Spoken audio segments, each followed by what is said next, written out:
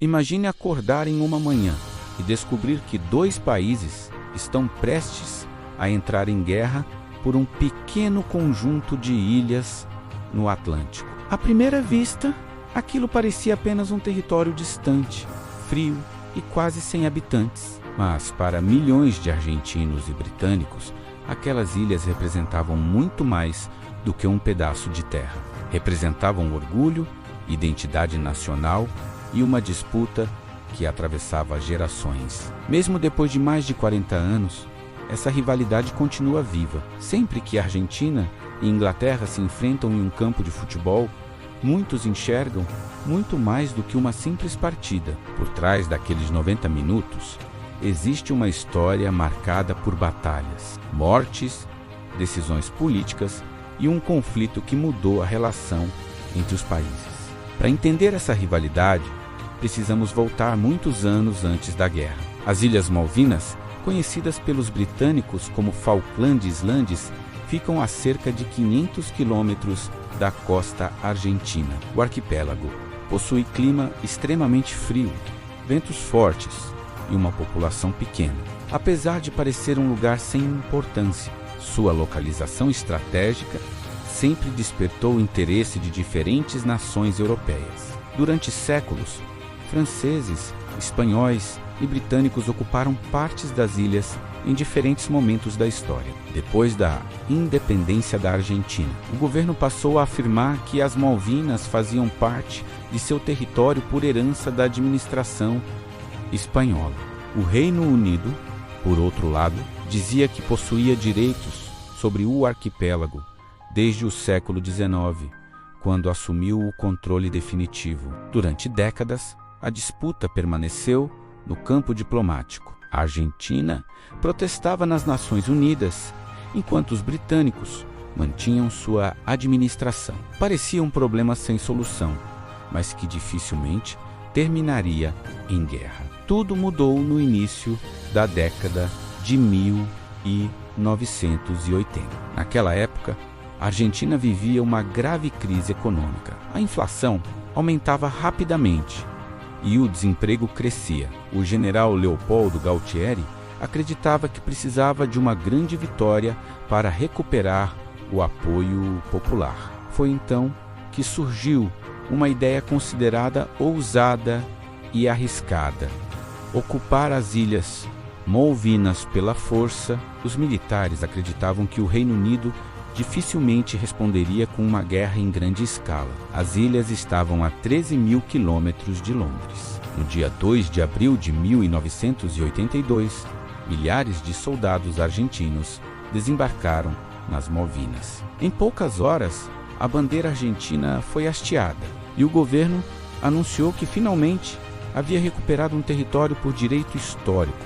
Nas ruas de Buenos Aires, milhares de pessoas comemoraram. O governo militar parecia ter conseguido exatamente o que queria, mas havia um enorme erro de cálculo. Do outro lado do Atlântico, Margaret Thatcher recebeu a notícia como um desafio. Para ela, permitir que outro país ocupasse um território britânico colocaria em risco a credibilidade diante do mundo inteiro.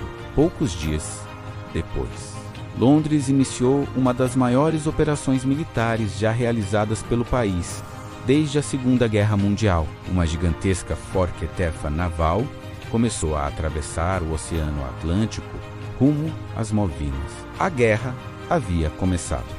A resposta britânica foi imediata. Enquanto a frota cruzava milhares de quilômetros pelo oceano, a tensão aumentava a cada dia. O mundo inteiro acompanhava o conflito com preocupação, temendo que aquela guerra pudesse envolver outras potências durante a Guerra Fria. Em pouco tempo, navios britânicos chegaram às proximidades das ilhas. O governo do Reino Unido declarou uma zona de exclusão marítima ao redor do arquipélago. Qualquer embarcação militar argentina que entrasse naquela área poderia ser atacada. Foi então que aconteceu um dos episódios mais polêmicos de toda a guerra. O cruzador argentino Ara General Belgrano navegava próximo à área do conflito quando foi localizado pelo submarino nuclear britânico HMS Conqueror. Mesmo estando fora da zona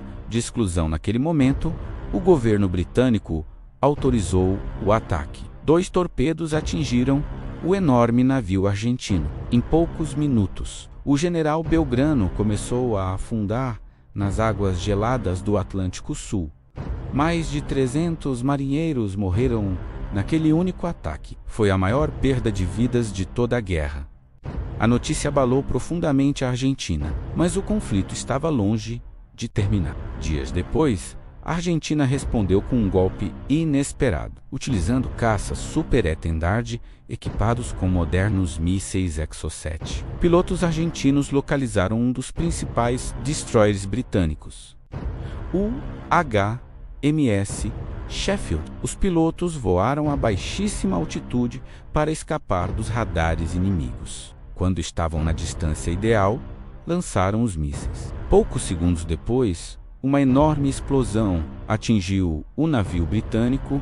O Sheffield pegou fogo rapidamente. A fumaça podia ser vista a quilômetros de distância. Ficou claro que o destroyer não poderia ser salvo. O HMS Sheffield afundou dias depois. Aquele ataque mostrou ao mundo que a Argentina ainda possuía capacidade de causar grandes perdas à poderosa marinha britânica. Mesmo assim, a vantagem estratégica permanecia com o Reino Unido, com o controle do mar e dos céus. Tropas britânicas iniciaram o desembarque nas Ilhas Malvinas.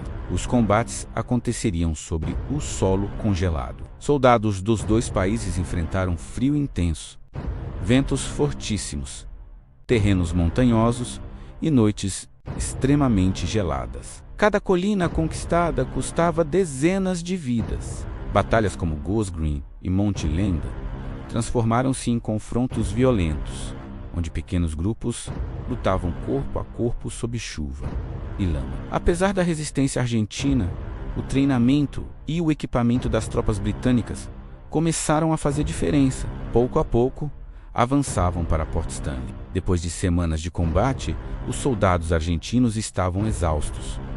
Os suprimentos diminuíam rapidamente. A munição começava a faltar. No dia 14 de junho de 1982, o comandante argentino tomou a decisão mais difícil. Após 74 dias, a Guerra das Malvinas chegava ao fim. O conflito deixou marcas profundas nos 2 países. A Argentina perdeu aproximadamente 650 soldados. O Reino Unido perdeu cerca de 250 militares. A derrota provocou a queda do governo militar argentino, poucos meses depois, acelerando o retorno da democracia no país. Já no Reino Unido, a vitória fortaleceu o governo de Margaret Thatcher, que ganhou ainda mais popularidade entre os britânicos. Mas, mesmo décadas depois, a disputa nunca foi totalmente encerrada. A Argentina continua reivindicando a soberania das Ilhas Malvinas. E toda vez que argentinos e ingleses entram em campo para uma partida de futebol, muitos enxergam muito mais do que um simples jogo. Para milhões, aquela rivalidade carrega a memória de uma guerra que mudou a história. Algumas batalhas terminam, mas suas consequências permanecem vivas.